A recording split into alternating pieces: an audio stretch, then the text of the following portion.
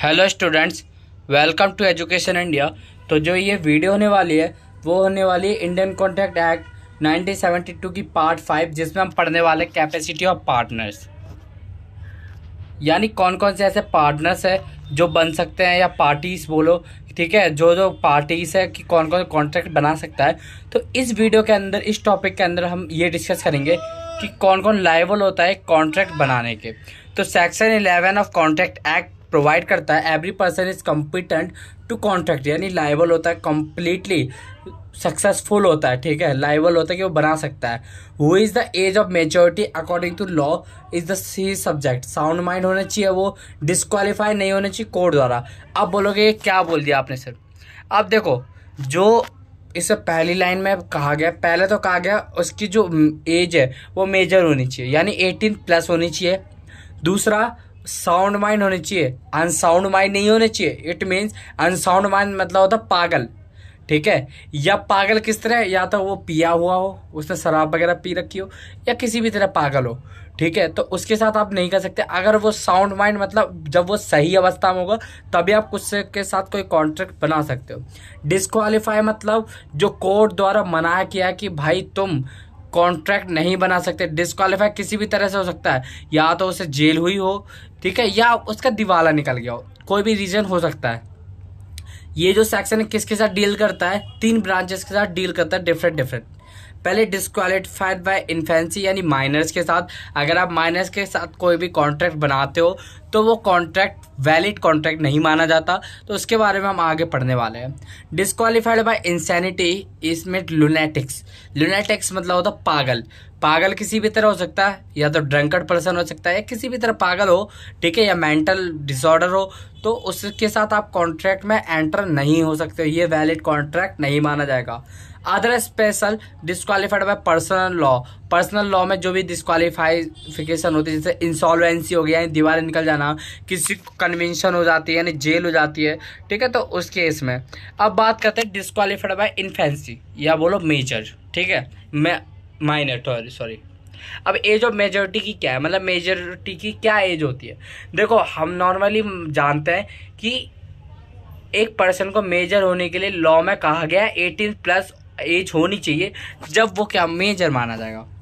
A valid agreement required that both parties, जो दोनों parties है वो लीगली 18+ होनी चाहिए, ठीक है, यानी वो मेजर होनी चाहिए according to Indian majority act 1875।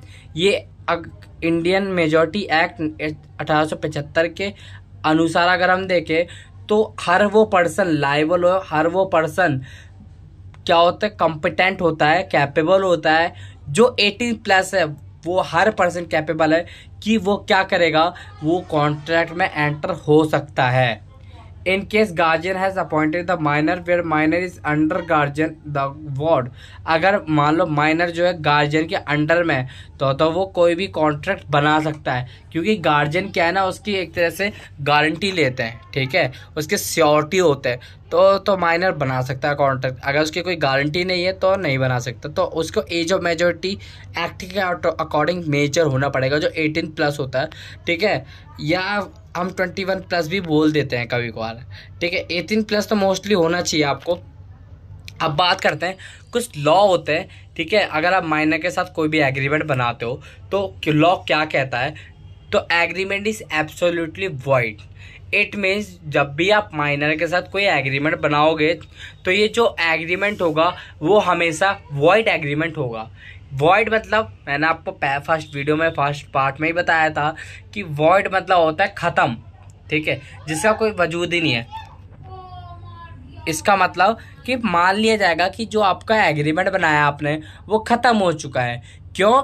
क्योंकि आपने जो है एक इसमें से जो है ना, ये कॉम्पिटेंसी ऑफ पार्टीज वाला essential element of valid contract का मिसिंग किया। अगर आप कोई भी इसेंशियल, याद कीजिए जब हमने इसेंशियल एलिमेंट पर कॉन्ट्रैक्ट पढ़ा था, ठीक है, फर्स्ट पार्ट में, तो जब हमने इसेंशियल पढ़े थे तो उसमें जाना था कि अगर इनमें से कोई 7-8 पॉइंट थे, अगर इनमें से कोई भी गायब होता है तो वो वैलिड कॉन्ट्रैक्ट नहीं माना जाएगा, ठीक है, तो वॉइड भी उसी के अंदर था, ठीक है, तो ये वॉइड एब इनिशियो माना जाएगा। अब एक केस जो है मोहिरी बीबी वर्सेस धर्मोदास घोष, ठीक है, in case of minor executive of mortgage 20,000 का मॉर्टगेज एग्जीक्यूट किया यानी काम कर दिया, रिसीव हुए 8,000 उसे रिसीव हुए। The minor suit for setting aside the mortgage, minor ने क्या कर दिया, एक सूट कर दिया यानी केस कर दिया मॉर्टगेज के लिए, उसे मॉर्टगेज एक्चुअली पेड 8,000 ही हुए। The Privy Council held that minor's contract was absolutely void and no question of money could arise in these circumstances। और देखो इसमें भी ये कहा है कि माइनर के साथ अगर आप कभी भी कॉन्ट्रैक्ट में एंटर होते हो तो वो हमेशा वॉइड कॉन्ट्रैक्ट माना जाएगा। For example a minor advance money to be against a mortgage, ए है एक माइनर है जिसने बी को मॉर्टगेज के अगेंस्ट में कुछ पैसा दे दिया, एडवांस दे दिया, ठीक है। It was held that the mortgage was enforceable by him and by other person on this behalf, यानी ये जो मॉर्टगेज था वो इन्फोर्सेबल था बाय लॉ, ठीक है। और ये जो ये हुआ था सत्यदेव वर्सेस त्रिवेणी 1936 में हुआ था एक case. But the contract is enforceable only when the minor has perform his part, ये जब ही इनफोर्सेबल होगा जब माइनर अपना पार्ट परफॉर्म करेगा। द एग्रीमेंट इज अनइनफोर्सेबल, क्यों? क्योंकि वो एक माइनर है और माइनर के साथ आप कोई भी अगर एग्रीमेंट बनाते हो तो वो माइनर के साथ वॉइड एब इनिशियो माना जाता है। M enters into a contract on behalf of minor with S to purchase, ठीक है, सम इमूवेबल प्रॉपर्टी। एम क्या है, एक कॉन्ट्रैक्ट में एंटर होता है on the behalf of minor, यानी एम क्या एक माइनर है, ठीक है, और एस से परचेज करता है immovable property on S non fulfilment of his promise. S की जो प्रॉमिस थी उसने फुलफिलमेंट नहीं की। The minor file a cost against S, ठीक है, यानी एम की कोई प्रॉमिस था, ठीक है, एम ने कोई प्रॉमिस किया था बट एस ने नहीं निभाया, तो एस के खिलाफ एम ने क्या कर दिया, माइनर ने क्या कर दिया, केस कर दिया। It was held the agreement was void because ये एग्जीक्यूटरी था, ठीक है, his plea could not accept. It means ये जो था माइनर था और माइनर के साथ कोई भी कॉन्ट्रैक्ट वॉइड एब इनिशियो माना जाता है। No ratification, since the contract is void ab initio it can't be ratified by the minor or attending the age of majority। अगर आप देखो कोई भी पर्सन अगर वो माइनॉरिटी में कोई भी कॉन्ट्रैक्ट बनाता है या कोई भी पैसा दे देता है, किसी को पे कर देता है, तो जब वो मेजर होता है, एज ऑफ मेजोरिटी में जाता है, तो वो अपना पैसा वापस नहीं ले सकता। However a minor who on attending majority take up and carry on transaction commencement while he is under disability, ठीक है, will bind himself to hold transaction, वो अपनी ट्रांजेक्शन रिवर्स नहीं कर सकता, वो अपने पैसे वापस नहीं ले सकता।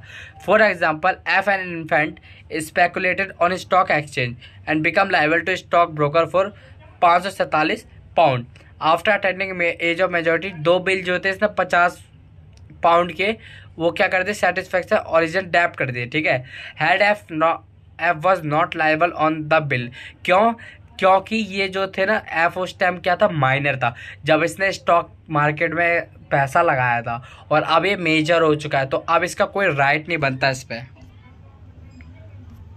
No restitution when a contract become void, जब कॉन्ट्रैक्ट वॉइड बन जाता है, खत्म हो जाता है, it is not be performed by either party, ये किसी और पार्टी द्वारा, किसी भी पार्टी द्वारा परफॉर्म नहीं किया जाता है।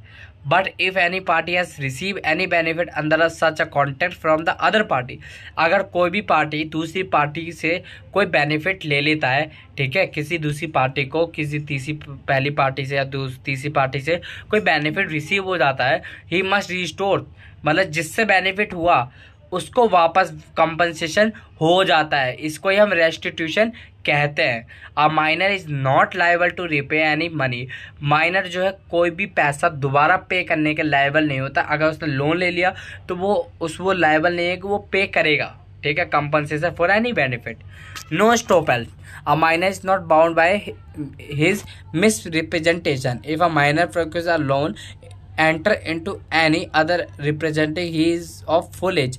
अगर देखो कोई भी माइनर है, ठीक है, किसी भी तरह का लोन लेता है और वो प्रेजेंट करता है कि वो 18 साल का मेजर है, he can't be prevented from pleading his majority in his defence, वो अपनी मेजोरिटी को डिफेंस में नहीं ले सकता, और अगर वो ऐसा कोई भी करता है तो वो जेल जा सकता है, ठीक है। But this does not mean the minor are allowed to cheat and enjoy fruits of their frauds, यानी माइनर को ये अलाउड नहीं होता कि वो किसी के साथ चीट करे, गलत एज बता के मान लो बैंक गया, ठीक है, किसी भी पर्सन से गलत एज बता के कुछ भी फ्रॉड कर लिया, ठीक है, लोन वगैरह ले लिया, अकॉर्डिंग टू सेक्शन 33 ये उसको अलाउड नहीं होता। The specific relief act 1963 court will order और equitable consideration for restitution if the minor is still in possession of money. यानी अगर देखो माइनर मनी की या थिंग्स की परचेज करने में पोसेशन है, ठीक है, यानी उसमें बाध्य है, तो minor shall have no liability, उसके बाद कोई लायबिलिटी नहीं है कि वो किसी भी तरह से ट्रेस कर सके, ठीक है, या वो किसी भी तरह किसी को फ्रॉड कर सके, चीट कर सके। For example a minor borrow 1000 रुपये on fraudulent representation that is he was a major, उसने 1000 रुपये लिए फ्रॉडुलेंट रिप्रेजेंटेशन के लिए, ठीक है, फिर ये मेजर हुआ, फिर उसने क्या क्या जो पैसा लिया था ना उधार पे, वो उसने पूरी पिकनिक टूर पे क्या कर दिया, उड़ा दिया, तो वो मेजर हो गया। अब जो क्राइटेरिया जिससे उसने पैसा लिया था वो इसको वापस नहीं ले सकता, क्यों? क्योंकि उस टाइम वो माइनर था, तो ये जो कॉन्ट्रैक्ट है माइनर के साथ ये वॉइड माना जाएगा। Minor as a beneficiary, minor क्या हमेशा बेनिफिशियरी होता है, इसलिए इसके साथ कोई भी कॉन्ट्रैक्ट बनाना वैलिड कॉन्ट्रैक्ट नहीं माना जाता है, ठीक है। Minor as agent, minor as a agent भी काम कर सकता है, वो प्रिंसिपल इन डीलिंग में अपनी पार्टीज को रिप्रेजेंट कर सकता है, ठीक है। इनका यानी पर्सनल लायबिलिटी, इसके बाद कोई पर्सनल लायबिलिटी नहीं होती है। Minor as a partner, minor किसी भी फर्म का किसी भी तरह से पार्टनर नहीं बन सकता। An agreement of partnership making a minor a full pledge partner invalid between all partners, ये क्या है, ऑल पार्टनर्स के बीच में इनवैलिड माना जाएगा। क्यों? क्योंकि माइनर को हम कभी भी पार्टनर के रूप में नहीं दे सकते, क्योंकि वो माइनर है। माइनर सिर्फ प्रॉफिट में हिस्सेदार होता है, लॉस में कभी नहीं होता, इसलिए उसे जो है पार्टनर नहीं बनाया जाता है। Minor as a member of company, ये क्या है, ये माइनर जो है मेंबर ऑफ कंपनी नहीं बन सकता, ठीक है। अगर देखो अ माइनर में भी अलॉटेड शेयर, अगर किसी माइनर को शेयर अलॉट किए जाते हैं हिज नेम, उसके नाम से, कंपनी के नाम पे मैं उसके मेंबर रजिस्टर्ड होता है, तो but during minority income no liability, उसके बाद कोई लायबिलिटी नहीं है कि वो इसे पे करेगा, ठीक है। जो उसका अलॉटमेंट मनी है, अलॉटमेंट का मनी है, फर्स्ट कॉल है, जो भी हो, ठीक है, वो उसके बाद कोई लायबिलिटी नहीं कि वो पे करेगा। ऑन अटेंडिंग मेजॉरिटी, जब वो मेजर हो जाएगा तो वो इस लायबल नहीं रह जाएगा कि वो दोबारा उसे पे करेगा। क्यों? क्योंकि उस टाइम वो माइनर था, ठीक है। अब समझ में आई आपको बात। श्योरिटी फॉर अ माइनर, अगर माइनर के लिए कोई श्योरिटी है, मान लो माइनर जो है क्या कर रहा है, लोन ले रहा है, ठीक है, लोन ले रहा है किसी से भी, और उसकी अगर कोई श्योरिटी है कि भाई देखो अगर ये इस बच्चे ने नहीं दिया पैसा तो मैं दूंगा, अगर ऐसा कोई श्योरिटी होगा तो उसको मिल जाएगा लोन, तो वो किसी लायबल नहीं है पे करने के लिए। फिर वो जो श्योरिटी होगा वो लायबल होगा, वो पेड करेगा। Mortgage and sale of in favour of minors, अगर देखो आप कोई भी सेल करते हो, ठीक है, माइनर को से या मॉर्गेज लेते हो, तो ये वॉइड माना जाएगा हमेशा। अब बात करते हैं डिस्क्वालीफाइड बाय इंसैनिटी, ठीक है, इंसैनिटी के बारे में बात कर लेते हैं।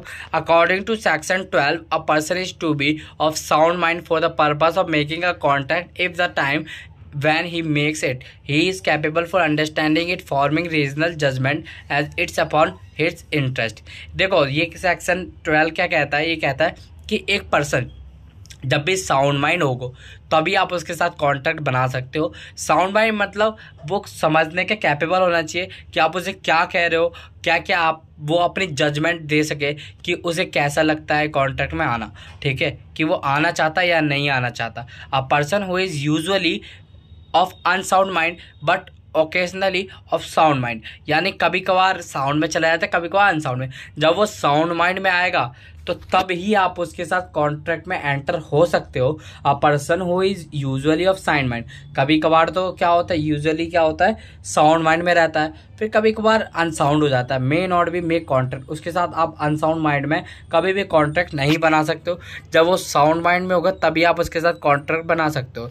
जैसे आप पेशेंट इन अ लुनेटिक एसिलम, ठीक है, ये बीमारी है, ठीक है, उसको को पागल है वो, who is eight intervals of sound mind, यानी वो कभी कभार साउंड माइंड में चला जाता है, तो आप ड्यूरिंग इंटरवल्स आप क्या कर सकते हो, उसके साथ कॉन्ट्रैक्ट बना सकते हो। A sane man who is delirious from fever, एक सैन मैन है, ठीक है, जो फीवर से जूझ रहा है, और who is so drunk that he could understand the terms of, मतलब ये क्या है, दारू भी बहुत पीता है, ठीक है, बहुत पीता, तो इसलिए ये क्या है, ये टर्म्स ऑफ कॉन्ट्रैक्ट में अंडरस्टैंड नहीं है, ठीक है, वो ड्रिंक करता है ज़्यादा, तो इसलिए आप जब वो ड्रिंक करेगा तब आप उसके साथ कोई भी कॉन्ट्रैक्ट नहीं बना सकते हो। ईडियट, ठीक है। अब देखो कितने तरह के, एक होता है ईडियट, एक होता है ल्यूनेटिक, एक होता है ड्रिंकर्ड, ठीक है। Idiot a person who is devoid of any faculties of thinking rational judgement, यानी ईडियट होता है, जैसे आपने देखे होंगे कोई भी आपको डी अवॉइड करता है, ठीक है, तो वो इडियट होता है। लुनेटिक मतलब जो पागल होता है, जो जिसके पास मेंटल पावर कम होती है, ठीक है, जैसे दिमाग के मरीज हो गए, ठीक है, ये लुनेटिक के अंदर आता है। ड्रंकर्ड्स जो ड्रिंक कर लेते हैं या कोई भी नशा करते हैं ड्रग्स का, ठीक है, किसी भी तरह का, तो आप उसके साथ क्या है, कोई भी तरह का कॉन्ट्रैक्ट नहीं बना सकते हो। अब एक और है persons disqualified by any other laws, जो एनी अदर लॉस से डिस्क्वालीफाइड होते हैं, वो जैसे एलियन एनिमीज।